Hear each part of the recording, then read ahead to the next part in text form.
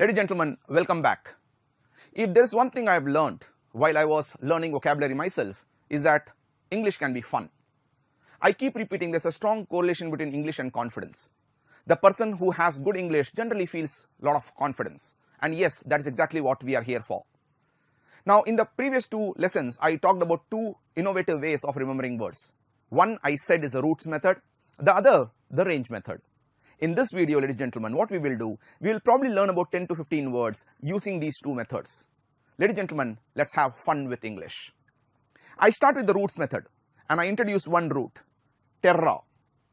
Ladies and gentlemen, the meaning of the word terra in Latin is earth. That is how I am sure you have heard of a lot of other words, like for example, territory. What is territory? Territory is a piece of earth. So if I were to say Ashoka had a huge territory under him, I am saying he had a huge piece of earth under him. The word terrain, ladies and gentlemen, again comes from the same root as terra, which basically means the type of earth. So if I were to say Rajasthan has a sandy terrain, what exactly am I saying? I am talking about the type of earth that is there in Rajasthan, which is sandy. Similarly, the word terrace. When I use the word terrace, people generally confuse it with roof. No, we should not do so. You need to understand, I also have a geographical term like terrace farming. Now, what is therefore terrace? Terrace, ladies and gentlemen, is also associated with the word earth. Terrace is a flat earth. So in geography, when I use the word terrace farming, it's also known as step farming. What do I do? In a mountainous place, I cut steps. I make earth as flat so that, the plantations can grow, so that water can help in irrigation. So that farming is what is known as terrace farming because earth is flat. So all these words, if you see, come from the same word as terra, which is earth. If that is the case, ladies and gentlemen, let's look at one more complex word, extraterrestrial. Now, who are the extraterrestrials? If you are a person who enjoys watching movies, you will notice the fact that there's a very famous movie known as E.T. or extraterrestrial. The word extraterrestrial comes from the word terra, which means earth. Extra is beyond. So extraterrestrial basically means beyond earth. So in case it so happened that you have met any person who is not from earth, maybe from Mars, maybe from outside world, ladies and gentlemen, they will be known as extraterrestrials. Let's look at one more word, terracotta. Let's say for my sister's marriage, I wish to present her a terracotta peacock. What is that? Now, ladies and gentlemen, again, when you do not know a word, you need to get a hint of it. You should immediately know that it is related to earth. So you start looking at the choices. Anything associated with earth probably is the right answer. But that is something that you will do only when you do not know it. Here, we are learning words, so let's learn words. The word terracotta, ladies and gentlemen, comes from the word terra, which is earth. Cotta, coat. What is the coat of earth? Ladies and gentlemen, clay is the coat of earth. So when I say I am going to present my sister a terracotta peacock, I am saying I am going to present her a peacock made of clay. Ladies and gentlemen, a very powerful method of learning words. Started with one root called terra, talked about words like terrace, terrain, territory, extraterrestrial, as well as terracotta. Let's now look at the second method which we talked about, the range method. For this, ladies and gentlemen, I talk about a type of person. I am sure you have met such people. People who believe God is everything. Ladies and gentlemen, I am a person, every morning I get up, I think of God. During night, I thank God. So if I am a person who is very God-centric, what will be the word for me? The word for me, ladies and gentlemen, will be theist. In fact, if you look at the word theist, it comes from a Latin word called theo. The meaning of the word theo is God. Therefore, when I use the word theist, theist is the person who is a very strong believer in God. The word theo, which is God, has given us words like theology, which means study of God or even religion. Theocracy. I am sure you have heard about the word cracy in the word democracy. Democracy is ruled by the people. So what is theocracy? Is it ruled by the God? Yes, but indirectly, of course. Theocracy basically means ruled by the priest in the name of God. One of the most famous theocratic states we talk about is Vatican City. Vatican City, where the Pope, who is the head of the Catholics, a priest who rules. So Vatican City, ladies and gentlemen, is a theocratic state. Iran, for example, is an Islamic theocratic state. The head of Iran is Ayatollah Khomeini. He is an Islamic priest. Once upon a time, I am sure you are aware of the fact that Tibet was a Buddhist theocratic state. Now, Dalai Lama was the head. And yes, quite a few of his followers will say he is still the head. Of course, Chinese will disagree. So when I do use the word theocracy, theocracy is a scenario where priest is the ruler. Now, ladies and gentlemen, on one end of the range, I talk about a theist. On the other end is a person who does not believe in God. He says, who the hell is God? Where the hell is God? Now, this gentleman does not believe in God. He is an atheist. So if you look at the word atheist, it comes with a prefix called a. The meaning of the word a is no. So atheist is the person who says no to God. So from one end of theist, I have the other end of a person who is an atheist. Now what about people like you and me? Do I believe in God? Depends. Before the exam and before the result, you bet your life on it, I believe in God. So what am I? You ask me, Abdullah, does God exist? Yeah, I think he exists. Abdullah, are you sure he exists? I'm not too sure, don't ask me. So what am I? Ladies and gentlemen, the word for me is agnostic. Now if you look at the word agnostic, again, it has a prefix called a. A means no.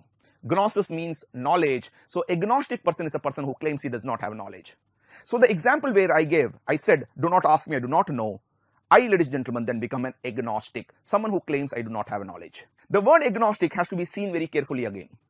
Ladies and gentlemen, theist is a person who strongly believes in God. He is 100% sure God exists. Atheist is a person who believes God does not exist. He is 100% sure. While agnostic says, I am not too sure. So the word agnostic need not be used only for religious purpose. I could be agnostic when it comes to the issue of extraterrestrial, for example. In effect, I am saying I am not too sure whether extraterrestrial exists or not. I am not even sure. So a person who is agnostic is a person who is doubtful. And the most important word that keeps coming, high level word for doubtful, is skeptical. A word, ladies and gentlemen, that you should remember. So when I say I am skeptical about my chances, ladies and gentlemen, I am saying I am doubtful about my chances. I am saying I am skeptical whether it will rain tomorrow. I am doubtful. The word skeptical is an important word that you need to remember. Now let's go back and have a look at the word agnostic. Have you heard about the word gnosis anywhere? Yes, you have. Prognosis and diagnosis. So ladies and gentlemen, these two words which I know you know, you have heard of it earlier. Obviously, generally from the doctor's perspective, You're not feeling well, you go to the doctor examines you and he gives you a diagnosis. What does he do? He talks about the fact that you have jaundice, for example. That's his diagnosis. But the beauty is doctor will not keep quiet. He will then tell something more. He will say, Abdullah, don't worry. Over the next 3 months, things will become all right. Right now, body will pain, but slowly it will improve. Ladies and gentlemen, he is giving a knowledge about the future. That is what is prognosis. Let's look at these two words again, diagnosis and prognosis. The word diagnosis comes from the word gnosis, which is knowledge, and di or dia, which means across. Ladies and gentlemen, let's not forget the word diameter is measure across, diagonal is across an angle. All these words I know you know. The only thing is you have not seen it the way I see it.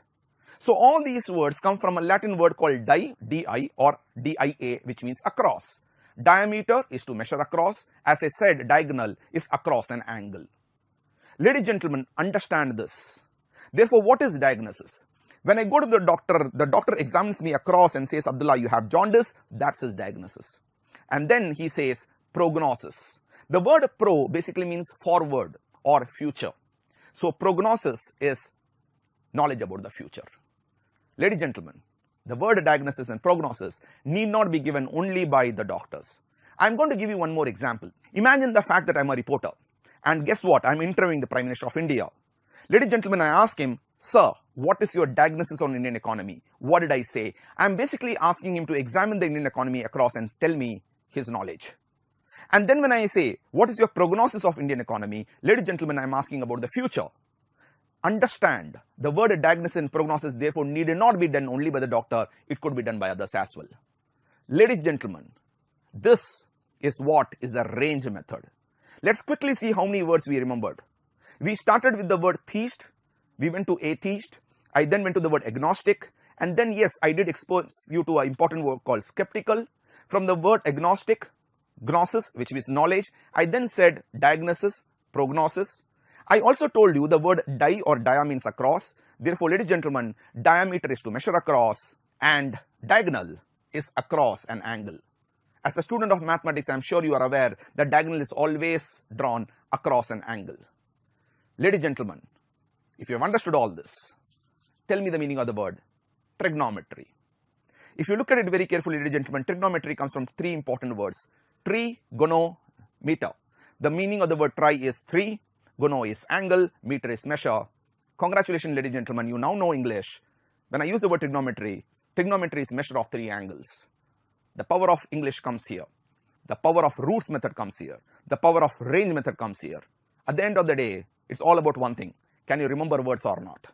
And more importantly, if you can understand how the words have come, if you can understand to break these words and then get a hint of these words, ladies and gentlemen, you empower yourself.